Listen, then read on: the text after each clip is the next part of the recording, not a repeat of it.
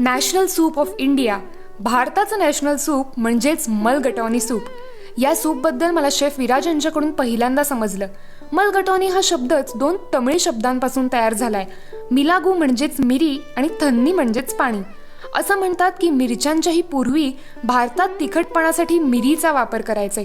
आजही तुम्ही दक्षिण भारतात गेलात तर मिरीला ते काळं सोनं असं म्हणतात, कारण मिरीमध्ये अनेक औषधी गुणधर्म आहेत. या सूपमध्ये प्रामुख्याने मिरीचा वापर केला जातो.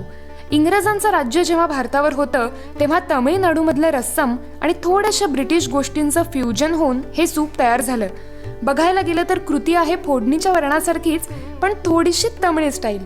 तेलात लसूण, काळी मिरी, तमालपत्र, दालचिनी, कांदा, कढीपत्ता, गाजर, थोडंसं ग्रीन ॲपल, वेगवेगळे मसाले, शिजवलेली तूर डाळ आणि मागे आपण जो व्हेज स्टॉक केला होता ना, तो स्टॉक, नारळाचं दूध असं घालून एक उकळी आणायची.